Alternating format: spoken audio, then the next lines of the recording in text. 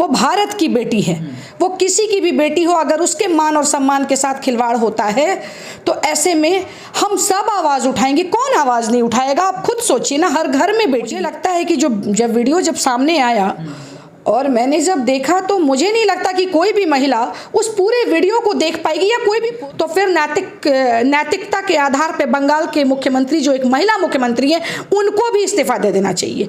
राजस्थान में भी इस्तीफा दे देना चाहिए, छत्तीसगढ़ में भी इस्तीफा दे देना चाहिए। ये हर जगह होना चाहिए। मैं नहीं कह रही इन्हें नहीं देना चाहिए, इन्हें भी देना चाहिए और उन्हें भी देना चाहिए। जब बात नारी की होती है, जब बात महिला की होती है, तो ये दोगला मापदंड, मैं कड़े शब्दों में कहती हूँ, ये दोगला मापदंड कहाँ से आता है? लाते कहाँ से हैं ये सब आप लोग? ये सब चीज़ें आती कहाँ से है आपके अंदर? अगर कोई आवाज़ उठाता है तो ये गलत नहीं है, इसमें कोई कुछ नहीं कहेगा कि ये गलत है। हम सब आक्रोशित हैं, घर जलाते हैं, मंदिर को तोड़ते हैं, घरों को तोड़ते हैं, महिलाओं के साथ सामूहिक बलात्कार करते हैं, हत्या करते हैं, आगजनी करते हैं।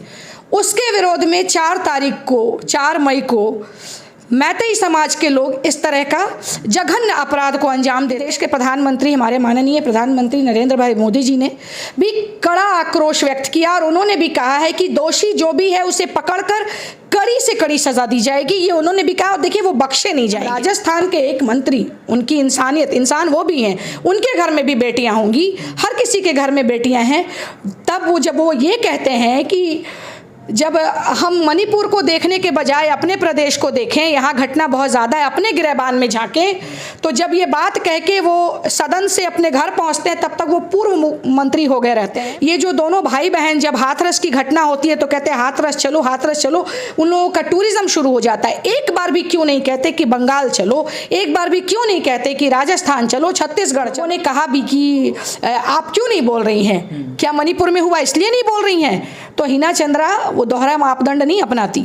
महिलाओं के लिए बोलती है तो डट के बोलती है, किसी मुद्दे पर बोलती है तो डट के बोलती है। और आज भी मैं मणिपुर के घटना से आज पूरा देश शर्मसार है। जैसे ही मणिपुर की घटना और वीडियो सोशल मीडिया पे वायरल होती है, पूरे देश की मीडिया और पूरा देश के लोग एक तरफा हो जाती है और महिला की मान सम्मान की बात करने लगते हैं।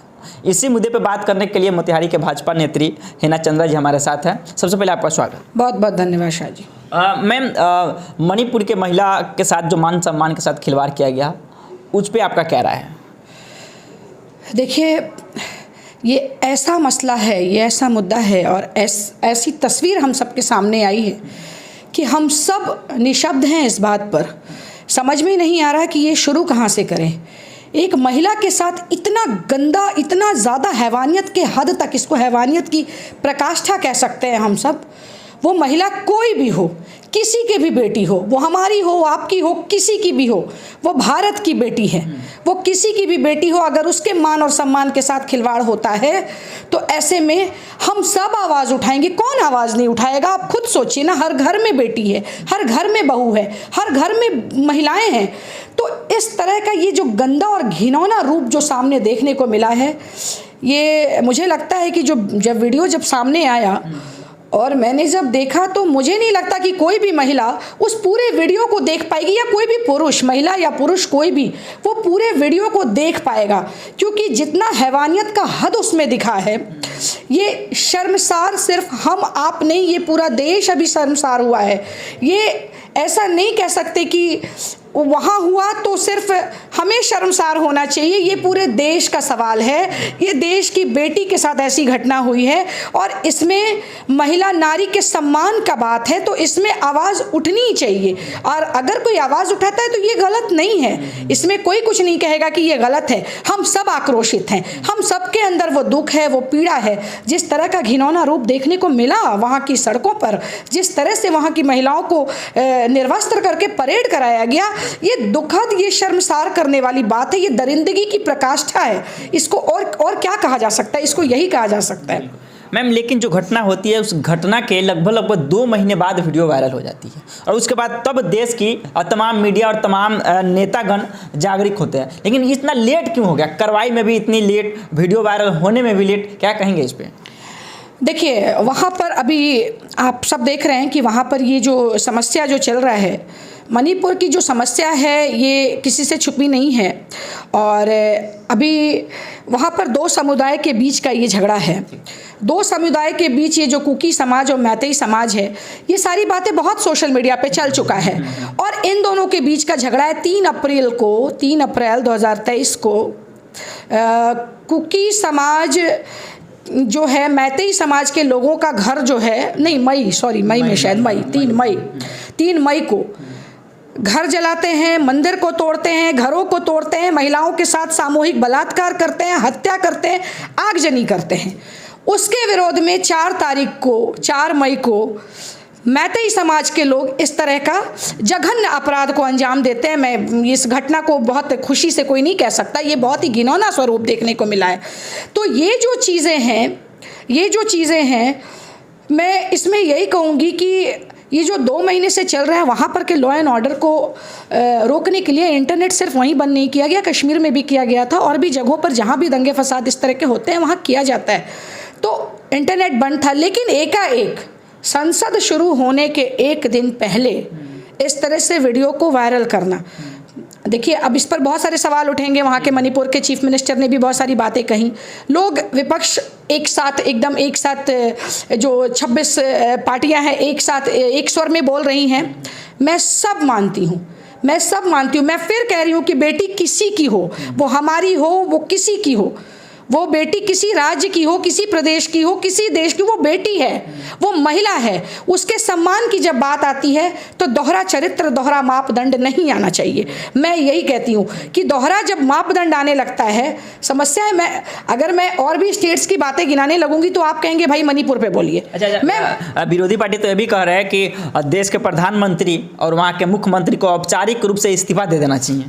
देखिए, कहने के लिए बहुत सारी बातें कहेंगे, तो अब मैं जब आप इस तरह की बातें कर रहे हैं तो देखिए देश के प्रधानमंत्री, हमारे माननीय प्रधानमंत्री नरेंद्र भाई मोदी जी ने भी कड़ा आक्रोश व्यक्त किया और उन्होंने भी कहा है कि दोषी जो भी है उसे पकड़कर कड़ी से कड़ी सजा दी जाएगी। ये उन्होंने भी कहा और देखिए वो बख्शे नहीं जाएंगे, कुछ भी हो जाए। गिरफ्तारियां भी हो रही हैं, लोग गिरफ्तार भी हुए हैं। इस तरह का जो भी जघन्य अपराध कर रहा है वो कहीं का भी हो, और ये सिर्फ मणिपुर के लिए नहीं, मैं फिर कह रही हूँ सिर्फ मणिपुर के लिए नहीं। जिस तरह से ये जो गलबहिया कर रहे हैं, जिस तरह से जो हंगामे मचा रहे हैं, आप जब अब विपक्ष की बात की है तो फिर मैं अब इस पर आऊँगी। तो फिर नैतिकता के आधार पर बंगाल के मुख्यमंत्री, जो एक महिला मुख्यमंत्री है, उनको भी इस्तीफा दे देना चाहिए।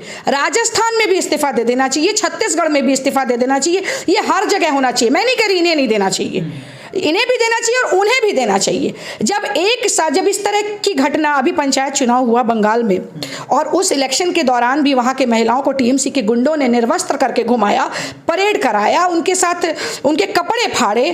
फिर उसके बाद अभी कुछ दिन पहले राजस्थान में घटना का ग्राफ क्या है ये किसी से छुपा नहीं है। ये हमारे देश में वहाँ का ग्राफ सबसे ज़्यादा है महिला अपराध के मामले में। राजस्थान के करौली में बेटी के साथ गैंग रेप होता है, उसके ऊपर तेजाब डाला जाता है और शव को कुएं में डाल दिया जाता है।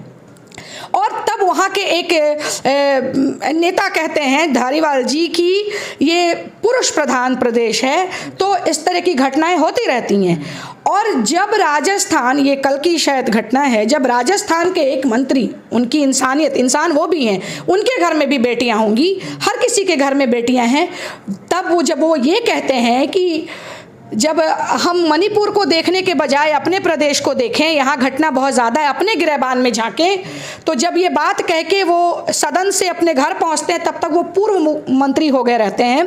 कांग्रेस की सरकार उनको बर्खास्त कर देती है, शायद उनका नाम राजेंद्र गुड़ा जी, उनको बर्खास्त कर दिया जाता है। तो आप खुद सोचिए ना, ये जो दोहरा मापदंड है, ये जो दोनों भाई बहन, जब हाथरस की घटना होती है तो कहते हैं हाथरस चलो, उन लोगों का टूरिज्म शुरू हो जाता है। एक बार भी क्यों नहीं कहते कि बंगाल चलो, एक बार भी क्यों नहीं कहते कि राजस्थान चलो, छत्तीसगढ़ चलो, एक बार भी क्यों नहीं कहते कि पंजाब चलो। देखिए समस्या हर जगह की है। जब बात नारी की होती है, जब बात महिला की होती है, तो ये दोगला मापदंड, मैं कड़े शब्दों में कहती हूँ, ये दोगला मापदंड कहाँ से आता है, लाते कहाँ कहाँ से हैं ये सब आप लोग? ये सब चीज़ें आती कहाँ से हैं आपके अंदर? बेटियां हर घर में हैं और समस्याएं अगर इस तरह की होती हैं तो क्यों नहीं ये देश की पूरी आबादी और हर पक्ष के नेता क्यों नहीं एक सुर में बात कर पाते हैं? क्यों नहीं संसद के सत्र को चलने देते हैं? क्यों नहीं चर्चा करते हैं? क्यों नहीं सख्त से सख्त कानून बनाते हैं? क्यों नहीं इस पर बात होती है? बात सारे लोगों का सुर महिलाओं के मामले में एक क्यों नहीं हो पाता है, ये मैं पूछती हूँ। क्या घटना राजस्थान में होती है वहाँ बेटी नहीं है? क्या घटना छत्तीसगढ़ में होती है वहाँ बेटी नहीं है? सिर्फ मणिपुर में भी बुरा हुआ, मैं ये भी कह रही हूँ, मैं ये नहीं कह रही कि वहाँ बहुत अच्छा हुआ, बहुत बुरा हुआ। इससे घृणित कुछ नहीं हो सकता। ये महिला के अस्मिता के साथ खिलवाड़ किया गया, इससे गंदा कुछ नहीं हो सकता। लेकिन जब सिर्फ मणिपुर कहते हैं तो बंगाल क्यों नहीं कहते? वहाँ भी वही हुआ। वहाँ किस तरह से लोगों को मारा गया, काटा गया, आगजनी किया गया और टीएमसी के गुंडे सरेआम घटना को अंजाम दे रहे हैं, सरेआम बंदूक लहरा रहे हैं। उस वक्त वहाँ की महिला मुख्यमंत्री को क्या हो जाता है? उस वक्त उनके अंदर की वो जो मातृत्व है वो क्यों नहीं निकल के बाहर आती है? उस वक्त आवाज नहीं, मैं वहाँ के मैटर पर, बंगाल, छत्तीसगढ़, राजस्थान, पंजाब, यहाँ के मैटर पर ये साइलेंट 26 क्यों हो जाते हैं? मैं ये कह रही हूँ, ये जो 26 की पार्टियां बनी है ये साइलेंट क्यों हो जाते हैं? ये सिर्फ मणिपुर चलो, यूपी चलो, हाथरस चलो, लेकिन बंगाल क्यों नहीं चलो? ये एक बड़ा मुद्दा है। मैम, आप हमेशा से महिला सशक्तिकरण की बात करते आइए, महिलाओं के हक के लिए हमेशा से आवाज़ उठाती हैं, लेकिन एक चीज़ समझ में नहीं आता कि जब भी राजनीति होती है महिलाओं के मान सम्मान पे क्यों होती है, बेटियों के मान सम्मान पे क्यों होती है? क्या इस पर कभी आपने सोचा है कि वहाँ मणिपुर में घटना हुई तो लोग विपक्षी एकजुट होकर वहाँ बोल रहे हैं कि मणिपुर चलो, मणिपुर चलो। राजस्थान में वहाँ बेटियों का इज्जत तार तार किया गया, सभी जगह बेटियों की इज्जत तार तार हो रही है, लेकिन फिर भी राजनीति ऐसी क्यों? बेटियों के मान सम्मान, महिलाओं के मान सम्मान पे ही राजनीति रोटी क्यों सेकी जाती है? यही तो मैं कह रही हूँ ना, आधी आबादी को अगर आप राजनीतिक मुद्दा समझ के रखे हैं, अगर हम लोगों के ऊपर भी आप राजनीति करने की सोच रहे हैं तो देखिए ये बहुत गलत है, ये बहुत गलत है। और हर महिला को ये बात समझ में आ रही है कि महिलाओं को भी आप एक राजनीतिक मुद्दा बना के रख रहे हैं, तो ये नहीं चलने वाला है। आप ये जो दोहरा मापदंड हर जगह के लिए अलग अलग, हमारे साथ हुआ तो अच्छा, आपके साथ हुआ तो बुरा, ये गलत है। ये इसको एक तराजू में क्यों, मैं भी तो वही कह रही हूँ। अगर संसद में ये सत्र, अभी मानसून सत्र चल रहा है, हमारे प्रधानमंत्री ने जब आक्रोश व्यक्त किया उस वक्त उन्होंने यही कहा कि घटना राजस्थान की हो, चाहे छत्तीसगढ़ की हो, चाहे कहीं की भी हो, बंगाल की हो या मणिपुर की हो, दोषियों को बख्शा नहीं जाएगा।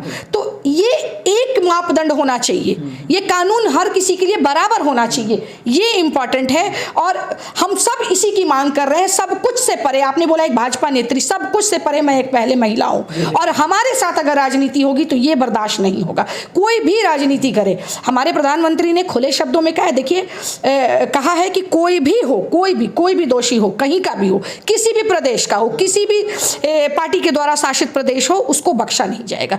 और यही मापदंड होना चाहिए। दोषी का कोई जात, कोई धर्म, कोई देश, कोई प्रदेश नहीं होता है। दोषी दोषी होता है, अपराधी अपराधी होता है, उसको कड़ी से कड़ी सजा मिलनी चाहिए। भारत देश को भारत माता कहा जाता है, नारियों का देश कहा जाता है, नारी को पूजा जाता है, नारी पूजनीय है तभी हमारा देश है, भारत चलता है। लेकिन भारत माता और भारत में रहने वाली माताओं के साथ इतना अत्याचार कब तक सहेंगी? यहाँ की माताएं, बहनी, बेटियाँ कब तक सहेंगी? देखिए, माताएं अब जागरूक हो गई हैं। अब अगर इस तरह का अत्याचार और इस तरह की जो चीज़ें निकल के सामने आ रही है और हम सबको अगर राजनीति का एक सिक्का मान के चला जा रहा है, तो अब महिलाएं बिल्कुल शिक्षित हैं और समझ रही हैं। जो नहीं समझ रही है उनको जागरूक हम जैसे लोग करेंगे, बिल्कुल करेंगे। और ये सहने वाली बात नहीं है। कोई भी राजनीतिक पार्टी हो, अगर इस तरह का व्यवहार अगर महिलाओं के साथ करेगा तो ये असहनीय है, ये कोई बर्दाश्त नहीं करेगा। ये शिक्षा का अभाव अगर महिलाओं में है तो हम जैसी जागरूक महिलाएं उनको जागरूक करने का प्रयास करेंगी, हर पटल पे करने का प्रयास करेंगी, हर क्षेत्र में करने का प्रयास करेंगी। हम लोग पीछे हटने वाले नहीं और आवाज़ उठाएंगे। लोगों ने कहा भी कि आप क्यों नहीं बोल रही हैं, क्या मणिपुर में हुआ इसलिए नहीं बोल रही हैं? तो हिना चंद्रा वो दोहरा मापदंड नहीं अपनाती। महिलाओं के लिए बोलती है तो डट के बोलती है, किसी मुद्दे पर बोलती है तो डट के बोलती है। और आज भी मैं कह रही हूँ कि महिला कहीं की भी हो, किसी भी प्रदेश की हो, बेटी कहीं की भी हो, उसको सज़ा मिलनी चाहिए, चाहे कोई भी हो। और मणिपुर का जो मुद्दा है, इसमें एक मुद्दे नहीं शामिल है। वो तो महिला है, उसको निर्वस्त्र करके परेड कराया गया, ये इशू को तो उठाया जा ही रहा है, लेकिन और भी चीज़ें हैं, उस पर भी सख्त कानून बननी चाहिए। वहाँ पर घुसपैठ बहुत ज़्यादा है, उस पर भी कानून बनने की ज़रूरत है। घुसपैठियों पर भी UAPA लगाएं, उस पर भी NSA लगाएं। और वहाँ पर जिस तरह से अफीम की खेती होती है, ड्रग्स का बहुत ज़्यादा स्मगलिंग होता है, वहाँ पर हथियारों का लेन देन चलता है, इन चीज़ों पर भी वैसे वैसे लोग जो पकड़े जाएं उनको भी उनके संपत्ति को जब्त किया जाए, उनके ऊपर भी NSA लगाया जाए। और ये घुसपैठ का मामला सिर्फ मणिपुर में नहीं है, बंगाल में भी है, आपने देखा है, सबने देखा है। तो ये चीज़ें, और हमें पूर्ण विश्वास है अपने सरकार के ऊपर कि सख्त से सख्त सज़ा उसको मिलेगी, और हम तो यही कहेंगे कि उसे सज़ाए मौत मिलनी चाहिए ऐसे ऐसे लोगों को। बहुत बहुत धन्यवाद आपका। हमारे साथ भाजपा नेत्री डॉक्टर हिना चंद्रा जी। बाकी आप क्या सोचते हैं मणिपुर घटना के बारे में, अपना राय जरूर लिखिएगा, लेकिन एक चीज़ जरूर लिखिएगा कि कब तक हमारी बेटी बहनें माँ के ऊपर राजनीति होती रहेगी। अपना राय कमेंट बॉक्स में जरूर लिखिएगा। बाकी वीडियो देखने के लिए आप सभी दर्शकों का बहुत बहुत धन्यवाद। जय हिंद, जय बिहार।